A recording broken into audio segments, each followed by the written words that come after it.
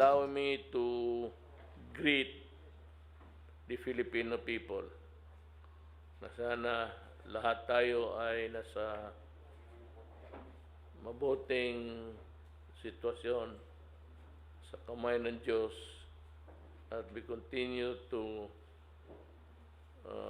exist nowadays, not live, but exist because we are fighting a deadly enemy.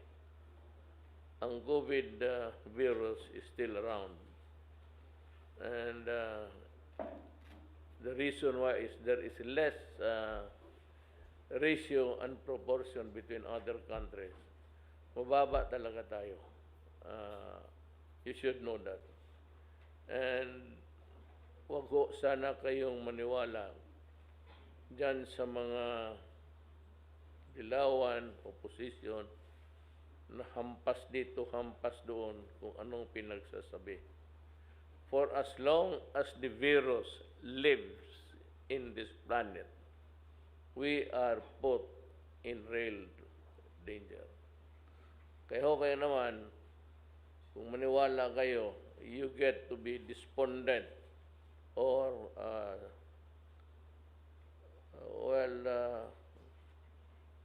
sa buhay, put more stress. Huwag po kayong maniwala dito lang.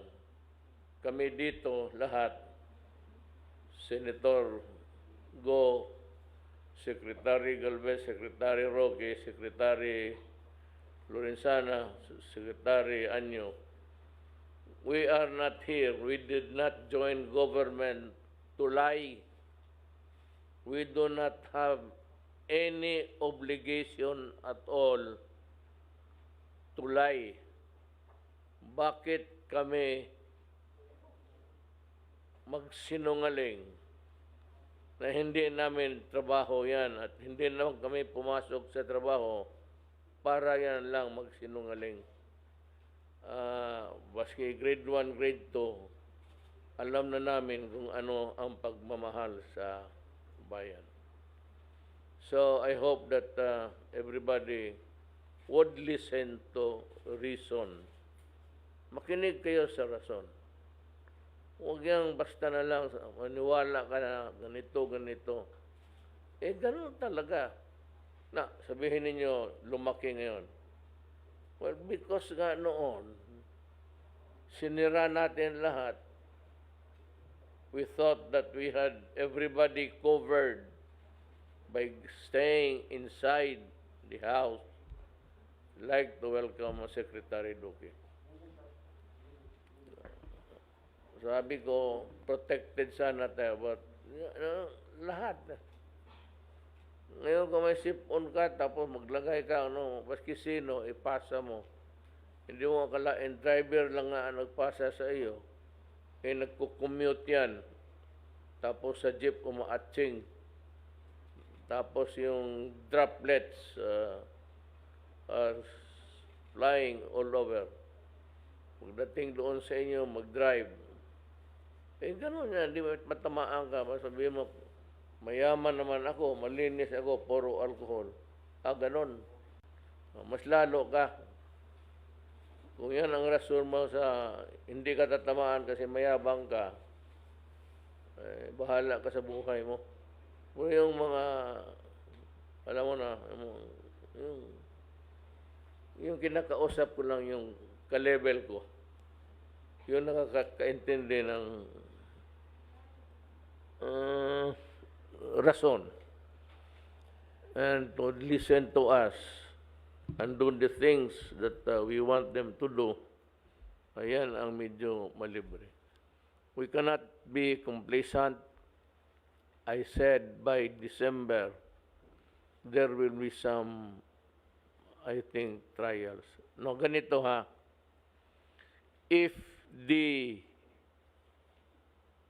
vaccine of Russia and China are equally good and effective, just like any other vaccine invented by any country, I will buy first. But then Alam mo, I hope that the Chinese and Russian government, that when we buy, we have to go into a bidding. So the Russian and the pharmaceutical companies of China can very well join us. Sinabi ko yan kasi noong naghirap tayo and there was nothing at all in sight. Sa paningin natin, we were aimlessly para tayong barko na matayan ng makina. So we were drifting in a station at tapos dumating itong not really, bagyo.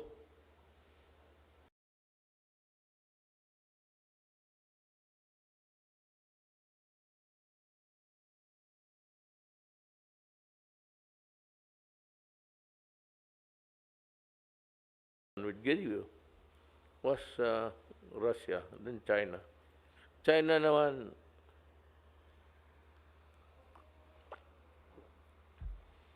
the one good thing about China is you do not have to beg. You do not have to plead. Like in other countries, they want cash advance bago tayo delivera ng vaccine. E kung ganon, patay tayong lahat. Every Filipino will die. I can assure you. Why? Kung wala tayong ibigay sa kanila cash advance, di walang vaccine. Di walang vaccine, di maghalikan na lang tayo lahat para mas madali. That's I said one thing wrong with itong Western companies.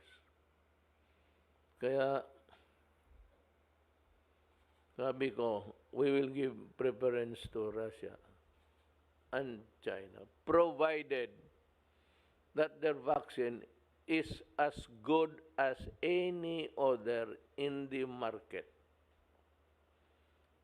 It could be as good as yung mga kumpanya sinabi nila, hindi ko sasabihin, baka na magpapa-advertise sila.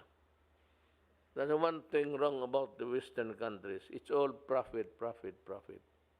Imagine there's a pandemic, and you say that, okay, we have something for sale or something to sell to you. And marinig mo, maligaya ka, only to be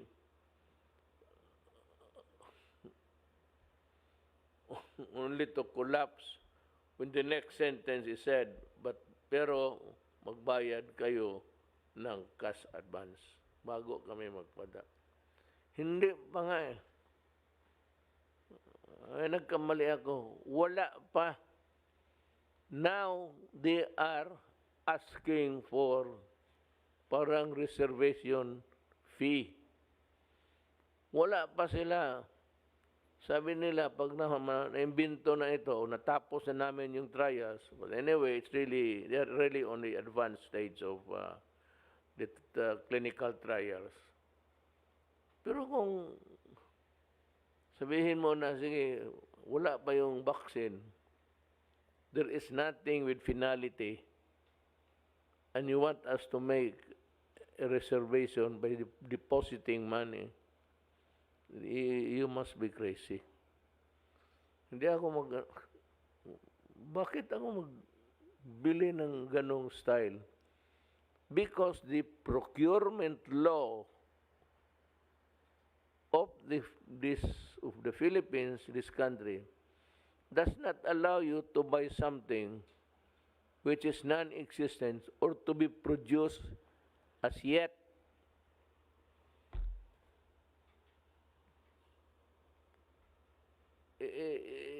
It's a very exacting law, and you must always reckon with prosecution and going to jail. But bakit ka naman So yan ang, bakit ka naman magbayad na wala dyan?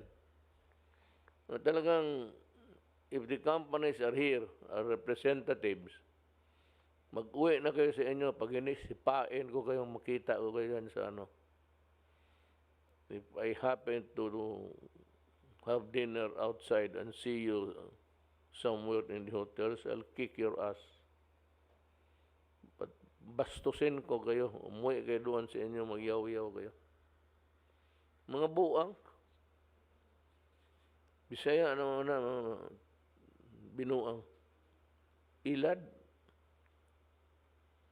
Di man noon ilad, kaya na gina-produce, pero i-produce pa niya. So, actually, at the end of the day, what happens is that they want you to finance the research and the perfection of the vaccine.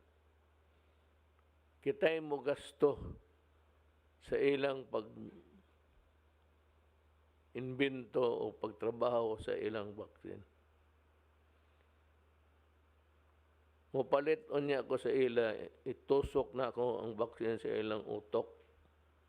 May mga gago, mga buang. Better get out of this country, we don't need you. Well, there are so many things again to discuss. Maybe Secretary Duque would want to take the first slot. Allow me to present once again the updates on COVID-19 ngayon po nakaraan linggo. As of September 14, may nadagdag na mahigit 3,000 kaso, mga 4,699 new cases. Sa nadagdag na 4,699 cases, 4,090 are fresh cases at 600 are late cases. Sa 4,090 fresh cases na naitala, 1,102 ay mula sa NCR, 830 sa Region 4A, 486 sa Region 3, 127 sa Region 6 at 1,545 sa mga natitirang rehiyon. Sa 609 late cases naman, 396 ay mula po sa NCR at 106 sa Region 4A, 31 sa Region 3, 22 sa Region 4B at 54 sa mga natitirang rehiyon. May bagong naitalang higit 200 at binawian ng buhay at ang ating case fatality rate ngayon ay bahagyang tumaas to 1.7%. Nakapagtala naman tayo ng mahigit 20,000 recoveries kahapon. Mataas po ito, 392 from reports at 20,080 time-based recoveries at 249 or 249 na recoveries for today. Ang ating total recoveries ay pumalo na sa 184,906, Mr. President. Ang active cases naman ay 53,754. Sa mga ito, 4,402 or 8.19% ay mga asymptomatic at 47,526 or 89% ay mild cases. Patuloy po ang pababa ng trend ng confirmed COVID-19 cases sa ating mga health workers mula sa 23%. Napakataas po noong Abril na hindi po tayo nakapaghanda o kulang po ang atin kahandaan ng mga panahon iyon. Ngayon po ay nasa 3.1% ng total cases na lamang ang atin rate of infection among healthcare workers. Sa nakalipas na linggo, ang atin pong moving average para sa mga naisasagawang test ng ating laboratories ay nasa 36,922.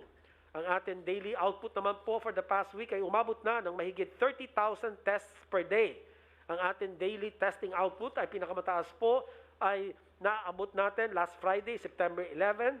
Umabot po ng 42,258 tests ang naisagawa. Ito po ang pinakamataas na naitala sa isang araw mula nung nagsimula tayong magsagawa ng test sa bansa. As of September 12, nakapag-conduct po tayo ng 3,086,213 total tests. Sa mga ito, 306,756 ang nagpositibo at ang ating cumulative positivity rate ay 10.6%. Salamat, Secretary Duque. It was a very informative one. But what struck my attention was ito sanang appeal to private hospitals to increase the number of beds dedicated to COVID patients. Kung sana ho matagdagan ninyo, you're only about uh, 12, I think.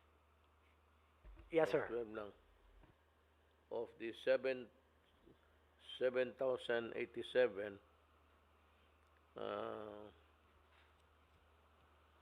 ang COVID beds is 19, comprised of 12. Madagdagan lang ho sana ninyo because still the numbers are increasing. The infections vary.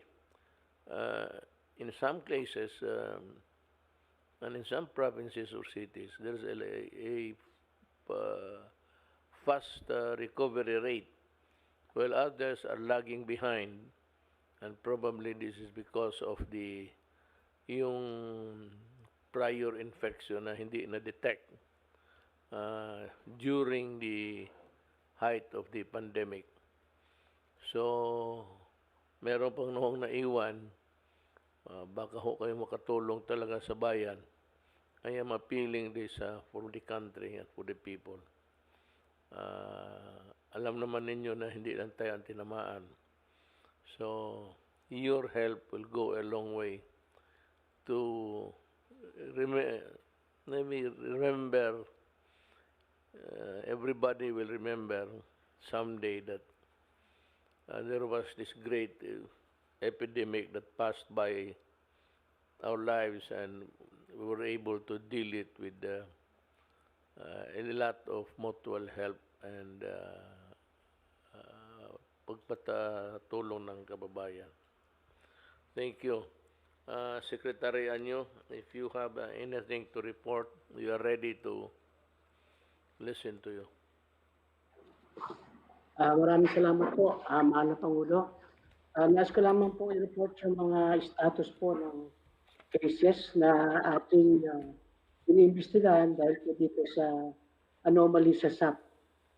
Sa ating pong administrative cases, 357 cases po ang iniimbestigahan against 416 barangay officials. At 93 po ay naisabit natin sa ombudsman, at magandang balita nga po, last week po ay 89 na barangay captain ang tinatawan ng preventive suspension for 6 months. So ito po ay magandang example po para maipakita na talagang hindi po natin pinupunti ang ating tinatawag na corruption. Sa criminal cases naman po, ay 259 cases na po ang na-file natin sa prosecutor para po sila ay managot sa batas natin. Pangalawa po, nais ko magpasalamat sa inyong paglabda sa Bayanihan to Recover as One or Bayanihan to RA 11494. Nabigyan po ng pondo ang DILG ng 5 billion para po mag-hire ng 50,000 contact tracers. At ito po ay ibibigay natin sa lahat ng mga rehiyon.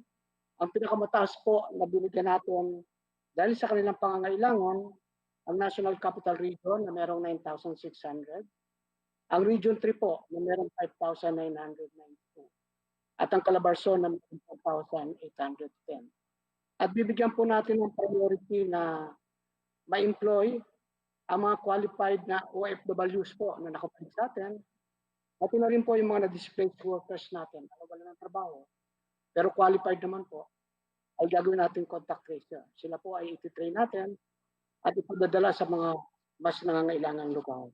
So yan lamang po ang maiulat ko, at maraming salamat po sa inyong paglabda sa ating Bayanihan 2, Mahal na Pangulo. Thank you, Secretary Anyo. Can we hear Secretary Lorizana now? Good evening, Mr. President. Naging ulat lang po ito doon sa ating isang importanteng pinagkakaabalahan natin, yung pagpapauwi ng mga OFWs at saka yung ating mga kababayan na nasa Sabah. As of yesterday po, meron ng 200,431 na napauwing mga OFWs mula sa iba't ibang panig ng mundo. Ayon kay Secretary Bello, meron pa tayong inaasahang 80,000 na uuwi ngayong taon na to. So, yun po ang ating pagkakaalabalahan din. Yung po galing sa Sabah, yung pong panglimang batch nang galing sa Sabah ay darating sa Lunes, sa 400 po ito.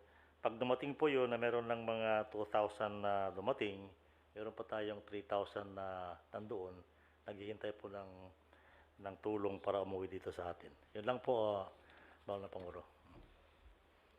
Thank you, Secretary Lorenzana. Meron akong just food for thought for everybody.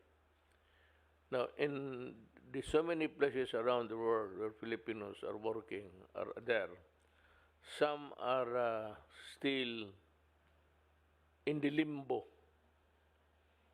Hindi na alam kung saan sila pupunta. And makauwi pa ba sila o hindi? There are Filipinos who are itong mga seafarers. Karamihan ito na stranded, na iwan sa barko, and they were not allowed to dock or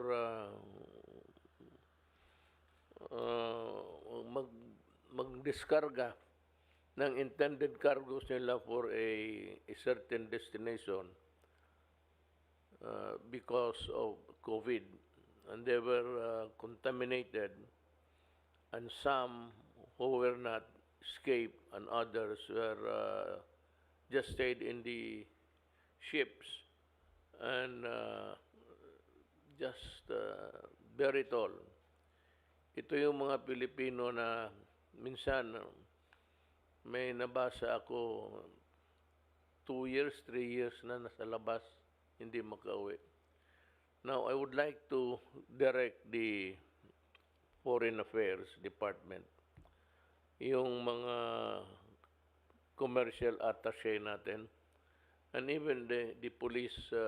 We have police and military guys who are assigned in the different embassies. Kindly check and do a validation report kung meron bang mga Pilipino na stranded sa inyong lugar. In the area of your responsibility in other countries where you are assigned, I'd like you to check kung go around if there are Filipinos who are stranded in the different ships who are at nasa dagat. Hindi yan sila sa port. They are not, I forgot the term of, they have not been able to dock at bumaba. Itinaboy sila. Sa Tagalog, itinaboy sila at they are floating just like a flotsam. Floating without really knowing what is tomorrow for them. So nakaawa naman ito, and it pains me to realize that nandito ako, and I cannot help Filipinos who are struggling even just to exist and not live.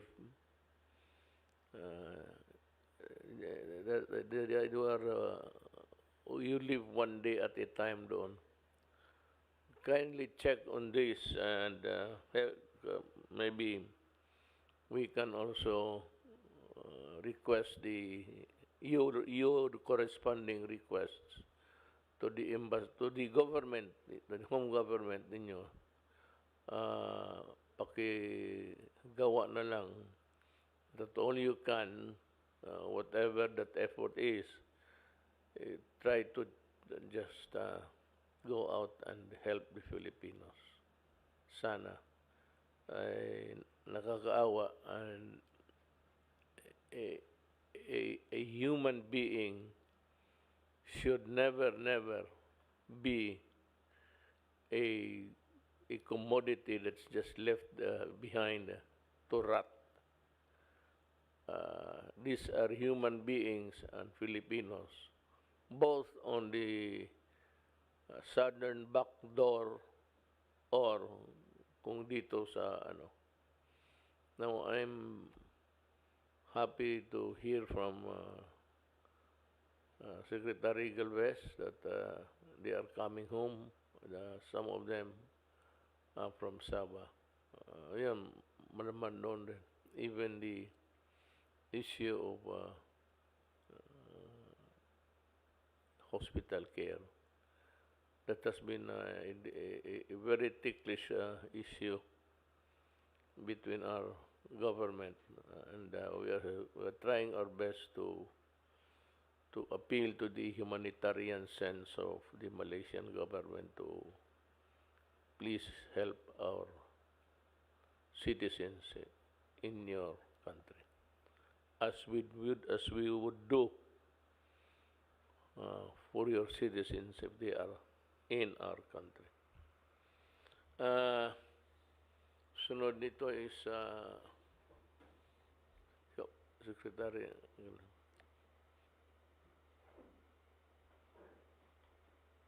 Sir, in addition, sir, on the presentation of Secretary Duque, magbibigay lang po ako ng ulat sa ating Oplan Kalinga, yung mga ginagawa po natin na aggressive isolations po ng mga positive cases, lalo na po, sir, sa mga bahayan na hindi po kaya po yung magkaroon po ng home quarantine.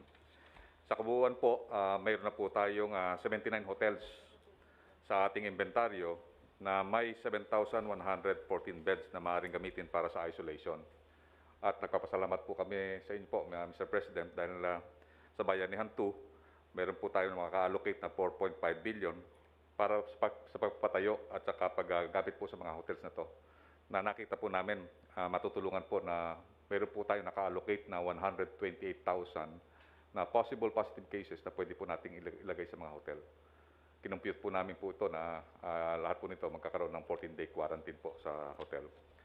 And then ngayon po sa ating mga treatment, ongoing po ang construction ng DPWH sa pamumuno po ni Sec Mark Villar at Yusek Sadain. Meron po tayo 1,006 na additional COVID-dedicated hospital beds by November 2020. So talaga pong pinapabilisan po ang mga construction po nito. At yung East Avenue Medical Center, yung 250 na dedicated beds for COVID ay na-turn over na po at nagbigay po ng more or less 47 million si Mr. Manny Pangilinan para po mabigyan po ng mga equipment. Yung po na-turn over po yun sa last week po at kasama po kami sa East Avenue po na-turn over po yun na ibinigay po yung mga equipment. Dahil 250 po na additional po yun na beds po yun. Kasama po ang more or less 25 na ICU beds. And then nagko-construct din po tayo ng 200 beds sa Rizal Medical Center. At meron din po tayong ginagawa sa UP Philippine General Hospital. At ang pati po yung Batangas Medical Center. At ang ating ang ating Bayanihan 2 Recover as One ay nag-allocate din po ng 4.5 na pagpapatayo po ng medical isolation and quarantine facilities, mga field hospitals, dormitories for frontliners para po magpapalawig sa kapasidad ng ating ospital sa gobyerno sa buong bansa. At tinitingnan po din po natin kasi sa ngayon po, Mr. President, kahit po yung non-COVID cases po, tinitingnan po din po natin. Ayon po sa datos, meron po tayong top 10 leading causes of death in the Philippines. At nakita po natin dito yung heart disease, yung cancer, chronic respiratory at diabetes. So yung po, pinagpaplanuhan po namin nila Yusek Vega dahil po sa ating datos noong March at saka April, times 4 po ang casualty po natin sa mga non-COVID cases. Kaya ang ginagawa po natin sa estratehiya po natin ay pinalalakas din po natin ang preparation po natin sa mga renal patient. Katulad ng ginawa po natin sa Cebu, nagpatayo po tayo ng 20 na machines doon po sa Cebu at mabibigyan po ng license to operate na po yung yung 20 renal machines na pwede po magamit. At sinabi nga po ni Mayor Labella na more than 1,600 po na renal patients po ang pwede pong gumamit doon.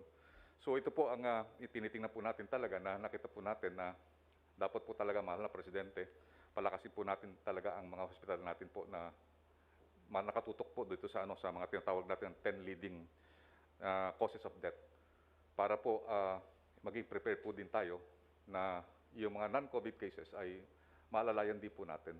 Kasi lalo na po ngayon na talagang sa hirap po ng yung mga pasyente natatakot, ay talagang napakahirap po na pumunta sa ospital.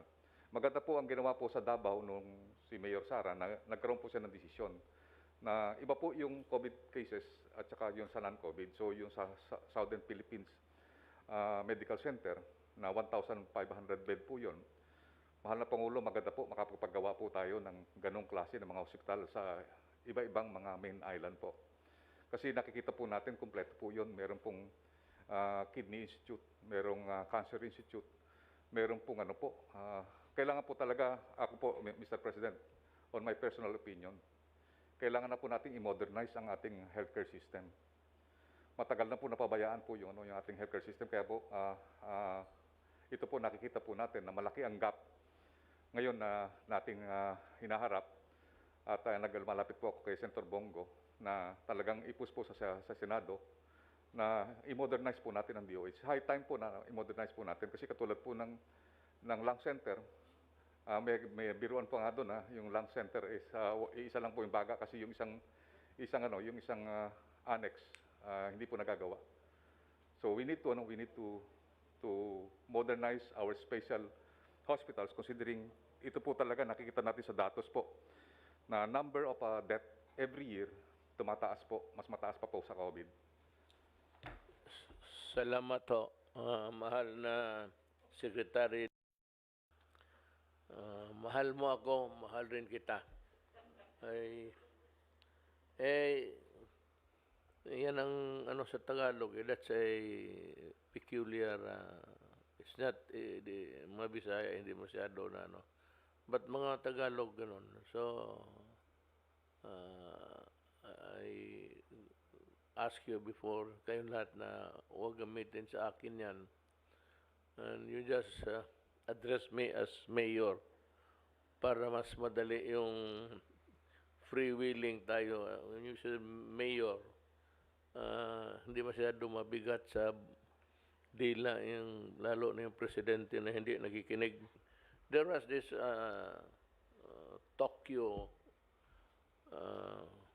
short film, using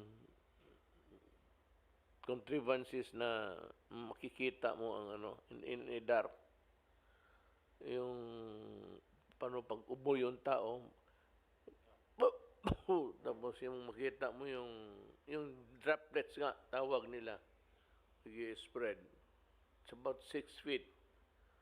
Tapos more kung walang ventilation, yung mas grabe.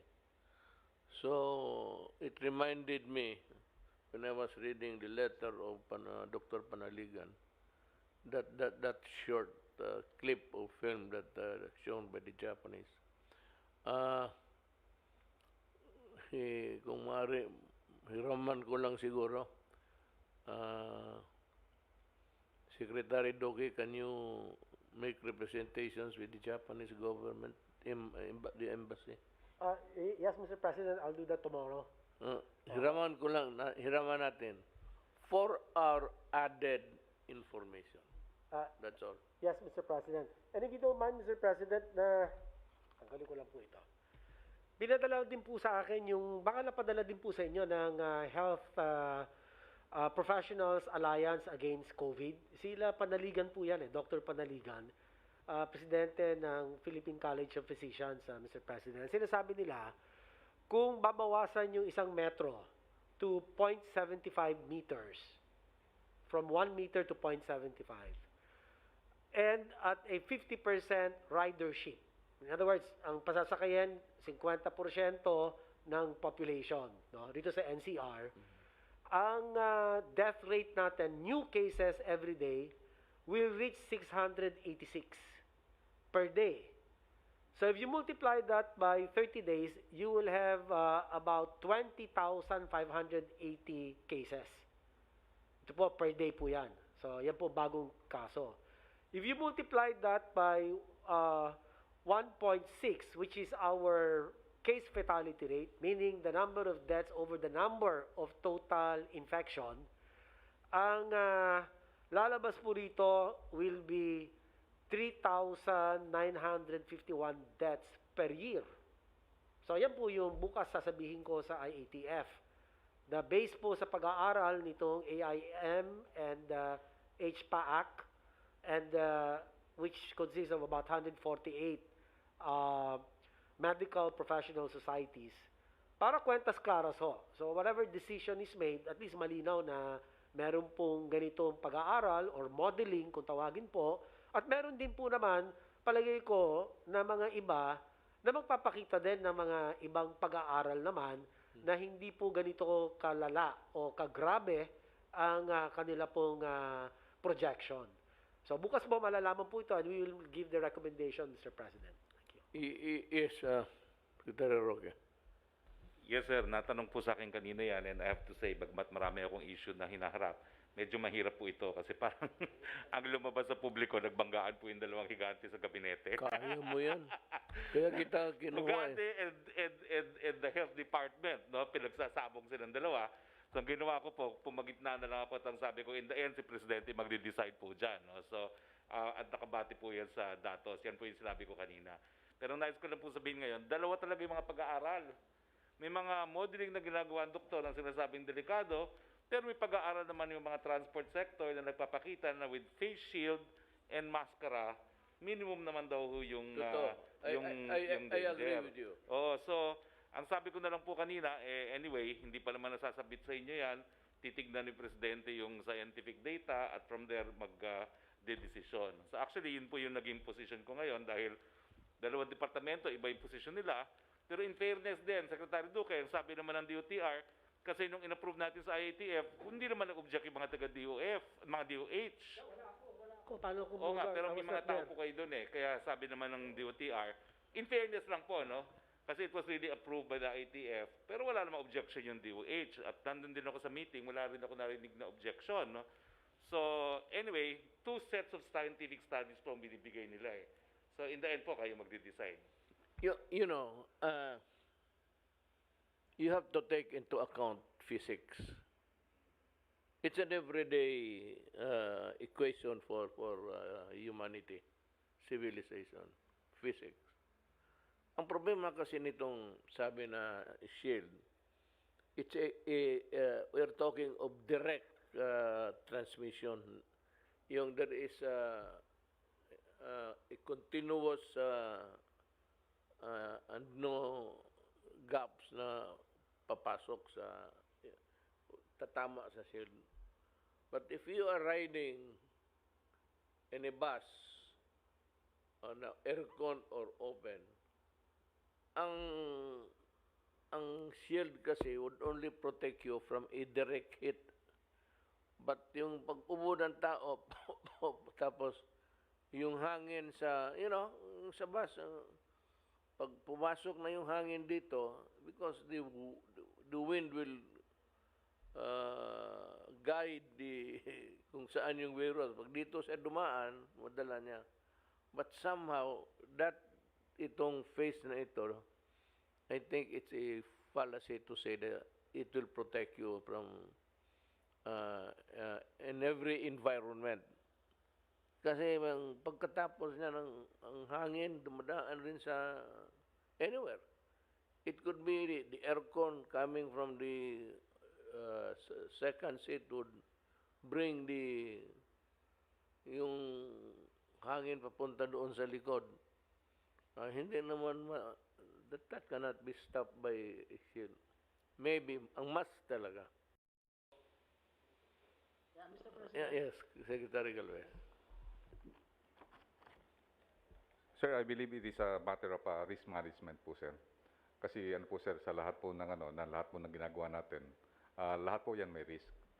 If we reduce the, sir, the 1 meter, sir, to 0.75, meron po tayong gagawing, po, sir, tinatawag nating risk mitigation. One of those is yung proper ventilation, meaning yung, po, sir, dapat nagsisirculate yung hangin. And normally, yung MRT natin at saka mga ating mga mass transport, ginagawa po, sinisimulate po ni DOTR po yan. Nag-uusap-usap po kami na talagang bago po ipatakbuhin yung isang transport, mayroon na pong ginagawa silang mga mitigation process. Kasama rin po yung tinatawag natin, sir, yung avoiding ng crowding. At the same time, kasi yung talaga, yung pinaka-importante talaga, sir, yung tatlong 3C. Avoid crowding, yung close contact, at saka yung confined spaces. And may mga instances po talaga na hindi natin talaga talaga yung 100% na yung 1 meter. Nakikita po naman natin na yung with the protections ng sir, with mask and face shield. At saka importante po, sir, yung sir, no talking. Kasi pag no talking, no droplet. No sir, talaga yan. So yun ang pinakano po natin sa transport, na during no talking, no eating, at saka no using of cellphone. So nakikita po natin sa ibang mga nag-evolve po yung yung ibang mga countries, and I think baka mamaya tayo na lang tong country ang masyadong very stringent sa 1 meter. Kasi po yung iba po nakita po sa picture, I think Japan talagang dikit-dikit na po eh. Pero ang po nila is no talking, talagang sasakay lang, and then talagang no using of cellphone, no eating. Ang pinaka po talaga natin sa sir, kung titingnan nyo sa mga hospital, ang pinaka-vulnerable po hindi transport. Ang pinaka-vulnerable po bahay at saka sa community. Kasi tinatanggal po natin ang mask. When we are eating, when we are talking with our friends, when we are talking with our coworkers, ang pinaka-vulnerable po talaga na nakita namin is yung workplace, mga kantina po, at saka sa smoking places. Pero kung mga shuttles at saka po yung mga transport, if we will have a controlled po natin, kailangan po talaga kasi yung po natin talaga, ang transport is a vehicle for recovery. Kung wala po talaga yung vehicles, and also yung po natin, yung tinatawag po natin na yung transportation, we cannot recover po, Mr. President. At saka po ang nakikita po natin based dun sa study din, mas delikado rin po yung mga private cars dahil kasi air condition po ang ginagamit. Mas delikado po based doon sa mga study na nabasa po namin. Kasi tinitingnan po namin din yung pros and cons. Ang nakikita po natin kasi pagka masyado tayong, ito sir sa amin sir, as a manager, as a system analyst na katulad po natin, hindi rin po maganda yung risk aversion. Kasi pagka masyadong mag-risk averse po tayo sir, hindi tayo kailangan po, pwede lang tinatawag natin kasi system analysis, magkaroon tayo ng simulation. So, ginagawa naman po ni Secretary Tugadi yung mga simulations eh. Ginamit niya sa PNR, yung Philippine National Railways, ginamit niya po yung mga simulations niya. Kaya nga, sa ITF natin, supposed to be 0.5. So, i-simulate muna po yung paunti-unti. Basta ang pinaka po talaga is, po talaga yung standard na no talking, no eating, no removing of face mask. Palagi po sir, kaya po nating i-mitigate po. Though yung numbers po na yon, yung kayong tinatanong nga po ni Secretary Dairit, na yung 500 po na yon ay sinasabi na yung additional wala silang reference. Doon kunya for example, ilan ba ang may infect kung 1 meter. So hindi po natin nakita yung increment between 1 meter at saka yung 0.5. And we believe nakita po rin natin na marireduce din po yung nakita namin sa aming operations. Marireduce po ang ang transmission po natin talaga. Kung magiging strict po tayo talaga na yung lahat ng mga positive, i-isolate po natin talaga. Pati po yung first contact. Yun po nakita natin na yung transport po will become immaterial. Kasi pagka once na-isolate po natin ng mga positive, ay nakikita po natin magiging safe ang transport po natin. Well, I would not be around when you meet to make the recommendation, correct? Ganito na lang, give me a sort of I have here in my pointers kasi yung talking points, yung the meters or fraction of fraction taken away from the 1 meter. Bigyan mo lang ako ng Mas gusto ko yung visual. Maintindihan ko agad para makuha ko rin and I can explain it. I can translate it into words. Kung yung itong recommendation ninyo plus your narrative and then well, maybe the others, anong gusto nila sabihin. Give me just more, parang syllabus.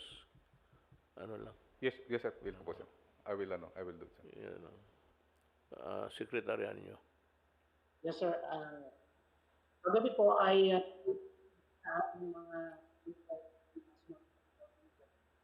at ganoon din po yung nag-apprehension nila yung pagkabawas ng distance dito sa sakyan sa mass transport. Dahil nga po science-based yung basis natin na 1 meter at hindi yung ating minimum health standards na 1 meter. Yung face shield at saka yung ating mask talagang nagmi-mitigate lang siya pero pinaka-importante talaga yung distansya. Yun po, doon sa proposal na 0.75 pagkatapos gagawin pang 0.50 tapos gagawin pang 0.3 medyo delikado na po yun. Sumasang-ayon ako din sa ating mga health workers, health sectors na ito ay magsisimula ng mga spike at parang roller coaster. Babalik na naman po tayo sa pinagmula natin, magiging ECQ na naman. So sana po talaga ito ay masusing pag-aaralan at science-based. Talagang kailangan makinig tayo sa expert kasi wala man pa naman talagang science na sinasabi na pag nag-violate ka sa less than 1 meter, kung ano mangyayari. Puro mga studies at speculation, pero hindi po sa science-based. So para po talagang wala nang madisgrasya pa na additional, sa aming po meeting tomorrow ay papakinggan namin yung argument ng health sector.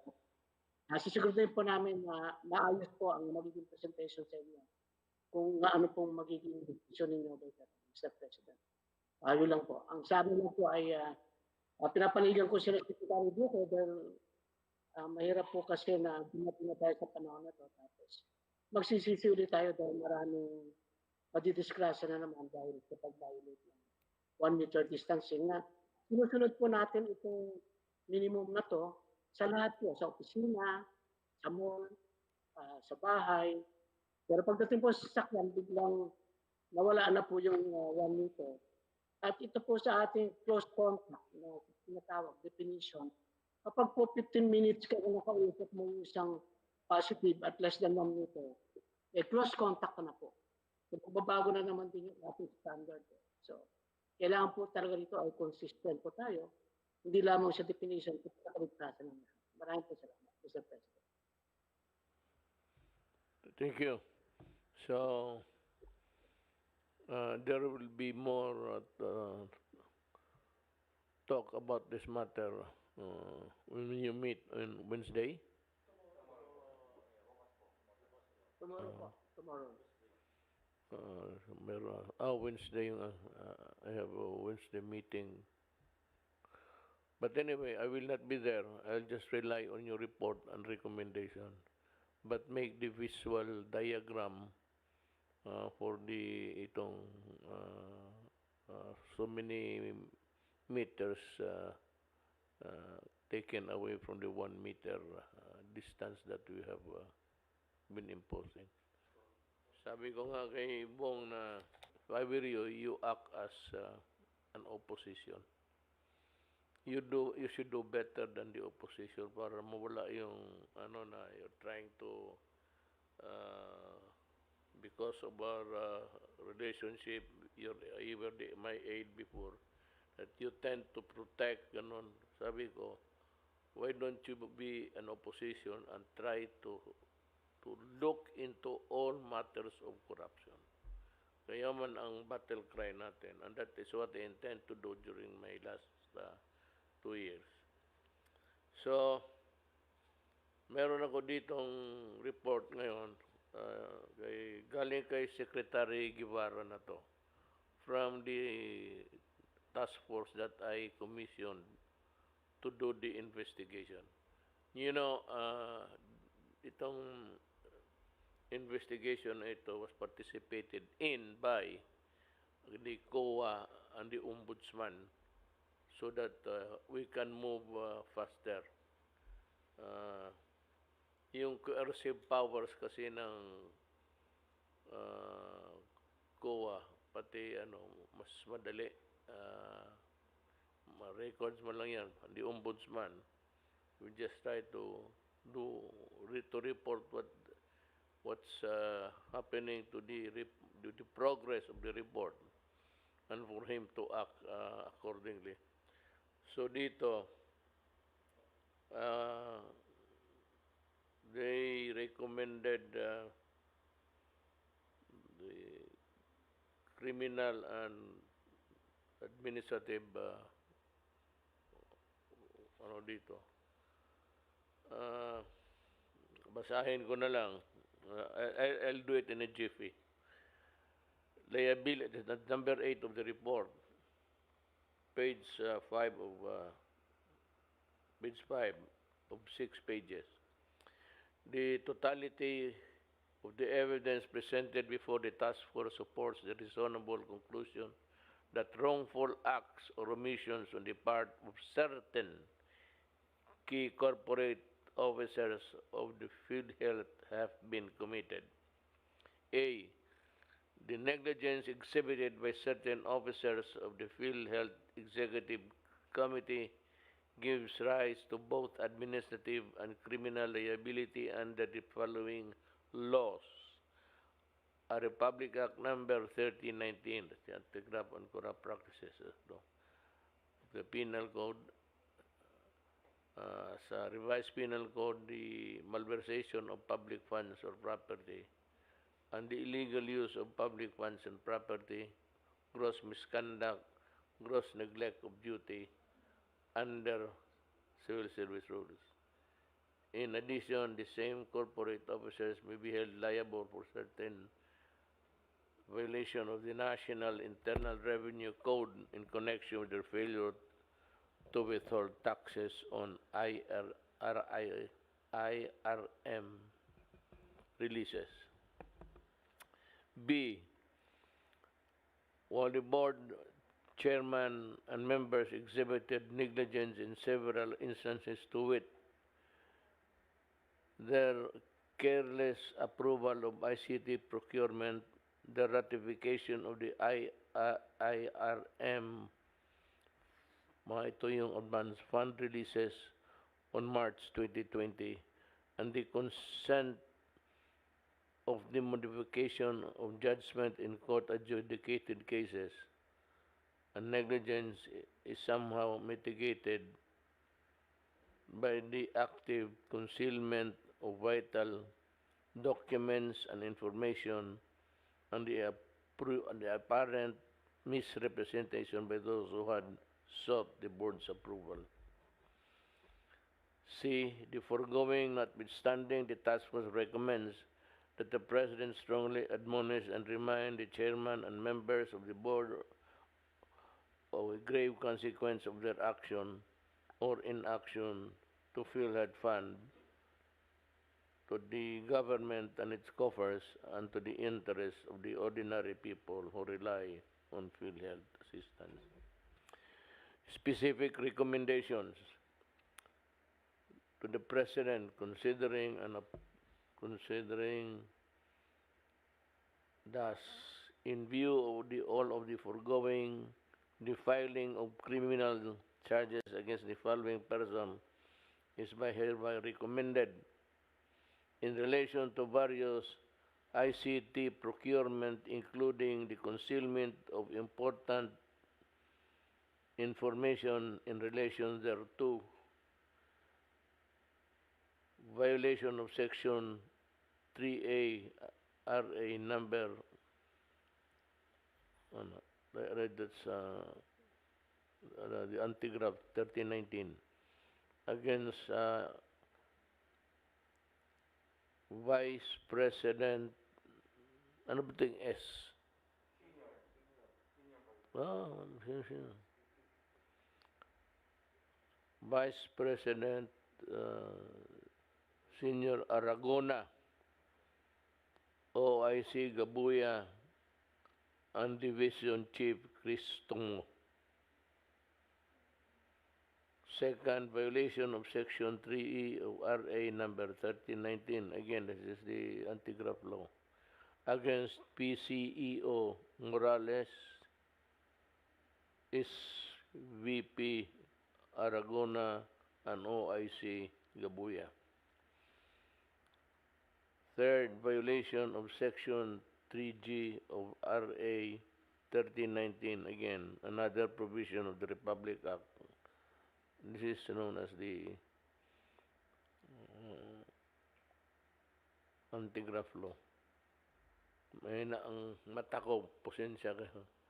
The violation, maliliit kasi dito, violation of Section 3G against PCEO Morales, SVP Aragona, OIC Gabuya, and PRO NCR personnel.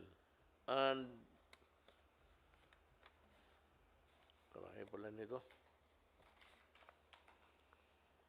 Ang Article 213 of the revised penal code against PCEO Morales, SVP Aragona, and Gabuya in relation to the disbursement of IRM funds prior to the effectivity of the pertinent circular, malversation of public funds or property under Article 217 of the revised penal code against PCEO Morales and SBP Limsiaco.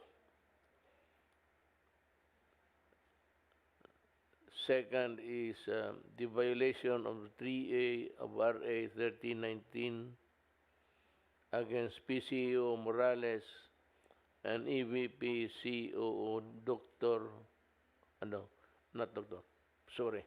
Jesus, Senior Vice President Limsiaco, and Senior Vice President Pargas in relation to the release of IRM funds despite the lack of sufficient standards of implementation. Again, charges violation of Section 3A again of the anti-graft law against SBP Pargas in relation to the non-withholding taxes of the IRM fund disbursement in violation of Section 251, 255, and 272 of the NIRC, as well as the violation of RA 1061 against PCEO Morales and SBP Limsiaco, and violation of Section 258, 256.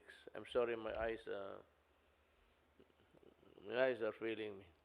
Of the NIRC against Field Health and Corporation. The filing of administrative charges against the following persons in relation to the above described action or omission is likewise recommended. Dishonesty, gross neglect of duty, grave misconduct, falsification of official document, disloyalty to the Republic of the Philippines and to the Filipino, the inefficiency and incompetence in the performance of official duties and or conduct prejudicial to the best interest of the service against PCEO Morales, EVP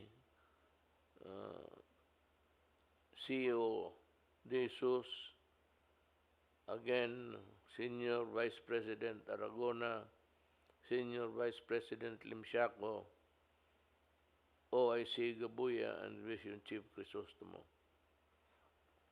Further investigation on following complaints against other officials and employees of the field as contained in Part 6 of the attached task force PhilHealth is hereby recommended. Ayun lang, in a nutshell. I have to read this because the issue of PhilHealth and corruption was really an important issue to the Filipinos and to everybody.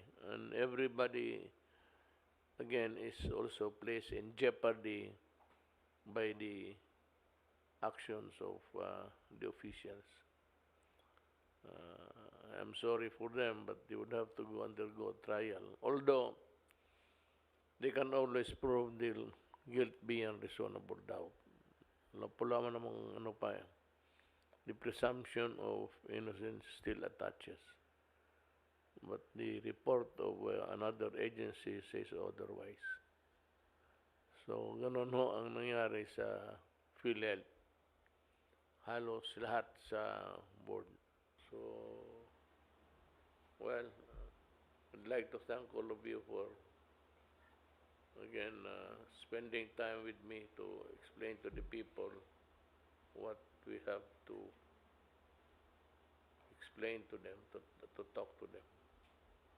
I hope that they would be able to get some, nawala lahat yung pinag-usapan natin dito. Because the talk of the town now, dyan sa mga kapihan, ito na yun.